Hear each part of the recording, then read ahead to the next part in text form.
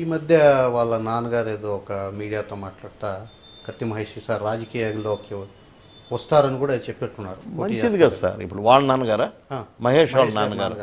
మహేష్ వాళ్ళ నాన్నగారు నేనేమంటానంటే, రాజకీయం ఎవ్వరి సొత్తు కాదు. నువ్వు చిత్తూరు ఎంపీగా పోటీ చేయాలంటే వైఎస్ఆర్సీపీలో అన్నా చేరాలా, జనసేనలో అన్నా చేరాలా, లేదా తెలుగుదేశంలో నన్ను పక్కకు తప్పించేసి నువ్వు టికెట్ అన్నా సంపాదించుకునే పరిస్థితిలో ఉండాలా, లేదంటే ఇండిపెండెంట్గా ధైర్యం చేయాలా. చెయ్యి. 20 ఏళ్ళు నేను రాజకీయంలో ఉన్నాను, నువ్వు కూడా రా. ఇది ఒకటే కాదు, కావాలంటే తిరుపతి ఉంది. కాకుండా నేను నేటివ్ ప్లేసు నేను చంద్రగిరి కాన్స్టిట్యున్సీ ఉంది కాబట్టి నేను చిత్తూరు పార్లమెంట్లో నిలబడతానంటే ఈ దారిలో ఏదైనా ఒకటి ఎత్తుక్కో. నేనే ఉండాలని నేను కోరుకోవటం లేదు. సఫిషియెంట్గా ఉన్నాను.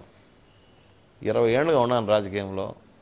హైదరాబాద్లో ఇన్ఛార్జ్ మినిస్టర్గా పెడితే చంద్రబాబు నాయుడు గారిని అసదుద్దీన్ ఓవైసీ సవాల్ చేస్తే తెల్లవారుజామున వచ్చి మీరు సిటీని చూడడం లేదంటే 3:30 గంటల నుంచి 8 గంటల దాకా ప్రతిరోజు హైదరాబాద్ సిటీ, పాస్ సిటీ కానీ ఏ సిటీ కానీ అన్నీ తిరిగిన వాడిని నేను.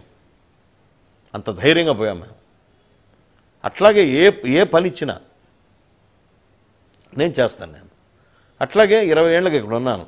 డిఫరెంట్గా ఏ ఎంపీ లేనట్టుగా మీ ఎంపీ మీ ఎదుట అనే ప్రోగ్రాం కండక్ట్ చేసినటువంటి భారతదేశంలోని ఏకైక ఎంపీ నేను. కాబట్టి మీరు రావచ్చు. ఎవరు దీంట్లో ఒకరికని లేదండి రాజకీయం. మహేష్కుంటే రావచ్చు. అక్కడ టీవీలో కనపడేసి చీడ జనం లేకొచ్చి నేను ఎంపీ అయిపోతానంటే ఒకవేళ అతను అయిపోయే మార్గం ఏదైనా ఉంటే అతను చూసుకోవచ్చు. Welcome to Kathi Mahesh, but don't be సుత్తి మహేష్. మార్చి 5 నుంచి మళ్ళీ పార్లమెంట్ సమావేశాలు ప్రారంభం కాబోతున్నాయి. ఏప్రిల్ 6 దాకా జరుగుతాయి. మీరు మళ్ళీ నిరసన కార్యక్రమాలు కొనసాగిస్తా అని చెప్తారు. ఈసారి ఏ గెటప్లో మీరు లోక్సభ ఒకటి అనౌన్స్ చేశాను ఆల్రెడీ. మహేష్ వల్లనే ఒకటి అనౌన్స్ చేశాను. ఈ రాంగోపాల్ వర్మ ఒకటి అనౌన్స్ చేశాను. నన్ను ఎవరు ఆపలేరు. ఇది ఆపలేరు. రెండోది ఏమంటే నేను ఒక్కరు చెప్తేనే ఆపుతా. నేను చంద్రబాబు నాయుడు గారు ఇంకొద్దయ్యా నువ్వు ఆపే అంటే ఆపుతా. చెప్పే పరిస్థితి లేదు. నేను ఆపను.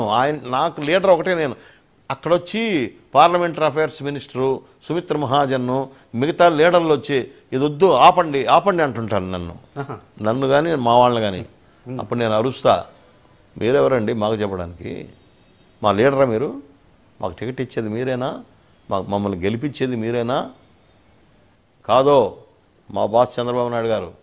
మేము ఆయన మాట వింటాం కానీ నువ్వు చెప్తే పోయి వెనక్కి పోయి కూర్చుంటామా? ఇంకెప్పుడు అలా చేయకండి. మా బాస్ మేము అంతవరకే క్రమశిక్ష కలిగిన సైనికులుగా పనిచేస్తాం తప్ప ఎవడు మాట వినం మేము. అది ఎవరైనా కావచ్చు. ప్రైమ్ మినిస్టర్ అయితే కూడా మేము వినాం. మా మనిషి మా బాస్ ఆయన చెప్పినట్టు వింటాం. అందువల్ల ఆయన చెప్తే ఆగుతాం తప్ప. అందులో ఇంకా ఈరోజు 14 ఇంకా 14 రోజులు ఉంది. 14 కాకుండా ఒక 4 రోజులు ఉంది. 18 రోజులు టైం ఉంది.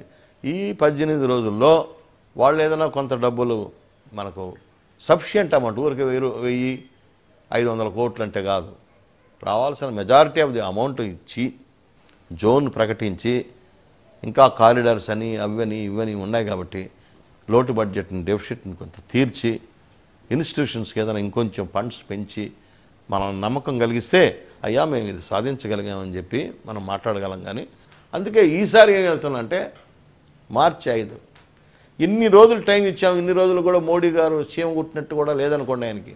ఆల్రెడీ ఏం చెప్పాము, పూనకం వచ్చి వెంకటేశ్వర స్వామి పూనాడు, బెజవాడ దుర్గం పూనింది. మా దగ్గరకు వచ్చి నువ్వు ప్రామిస్ చేసిపోయినావు, మా ఆశీర్వాదం తీసుకొని ప్రైమ్ మినిస్టర్ అయినావు, కానీ ఆంధ్రప్రదేశ్కి నువ్వేం చేయలేదు. కాబట్టి మాకు మోసం చేస్తే మా దగ్గర మాట తప్పితే ఏమవుతుందో తెలుసా అని వెంకటేశ్వర స్వామి అన్నట్టు దుర్గమ్మ అన్నట్టు చెప్పాము. అంటే అది తగులుతుంది ఆయనకి ఈసారి. అందుకే లాస్ట్ది ఏంటంటే కృష్ణుడు దుర్యోధనుడు దానికి ఎప్పుడు పోయాడు? ఇస్తామనింది ఈయనప్పుడే కదా. సగభాగం ఇస్తామనింది, ఆ సగభాగం ఇవ్వమన్నాడు. సగభాగం లేకపోతే పోయింది. 5 ఊర్లన్నా ఇవ్వమన్నాడు 5 మందికి. అంటే యుద్ధం ముందు రాయవరం పోతాడు. కాబట్టి ఈసారి కృష్ణుడు వెళ్తాడు. రాయవరం కృష్ణుడు వెళ్ళి 10 అడుగుల దూరంలో, అంటే ప్రైమ్ మినిస్టర్ దగ్గరికి ముందు పోవడం సభా మర్యాద కాదు కాబట్టి 10 అడుగుల ముందు చేరుకొని హిందీలో పద్యం రాసుకుంటాను.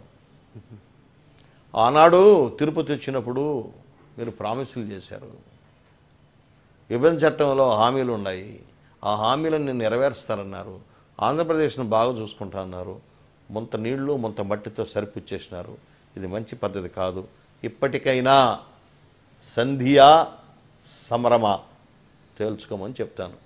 అది చెప్తూ రెండో పద్యం ఏంటంటే, అలుగుట ఏ ఎరుంగని ఆ అజాత శత్రువు చంద్రబాబే అలిగిన నాడు సముద్రములన్నీ ఏకము కాకపోవు, నీకు సలహా ఇచ్చువారు ఎందరైనను ఓడిపోక తప్పదు మోడీ గారు అని పద్యం పాడి చంద్రబాబు నాయుడు గారు కోపగించేంత దూరం తెచ్చుకోవద్దు, సవినయంగా చెప్తున్నాను అని చెప్తా ఆయనకి. అది మిస్ అయిందనుకోండి, మరుసటి రోజు ఇంక వేరే వేరే గెటప్లు ఉంటాయి. ఇంకా నడపలేరు వాళ్ళు, సభ నడపలేరు, అంతే.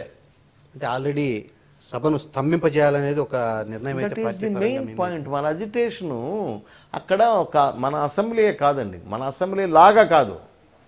28 రాష్ట్రాలు ఉన్నాయి, ఎవరికి వాళ్ళకి సబ్జెక్టులు ఉన్నాయి. అవి డామినేట్ చేసి మన సబ్జెక్ట్ని ఫోకస్ చేసి అటెన్షన్ మనం డ్రాగ్ చేయాలంటే మనం ముందు పడాలంటే అది కొంచెం. మొన్న ఆ రాజ్యాంగం పుస్తకాలన్నీ, రూల్స్ పుస్తకాలన్నీ ఎత్తుకొని పరిగెత్తాను. 7 గంటలు పేగులు అలిసిపోయేటట్టుగా, రుద్రవీణ వాయించేటట్టుగా ఆర్తనాదం పలికితే కూడా ఆ తల్లి అర్జెంట్ చేయలే. చూసి ఏం చేశానంటే ఆ పుస్తకాలు ఎత్తుకొని పరిగెత్తాను నేను. అంత అర్జెంట్ చేసేసి పరిగెత్తున్నాను. అట్లా ఏదో ఒకటి చేయాలి. వాటిని వదిలిపెట్టి నేను సభను స్తంభింపజేస్తానా లేదా, ఈ సబ్జెక్టుని అటెన్షన్ లాగా తీసుకెళ్తున్నాను లేదు చూడకుండా మధ్యలో ఈ గీకుళ్ళు ఎక్కువైపోయినాయి.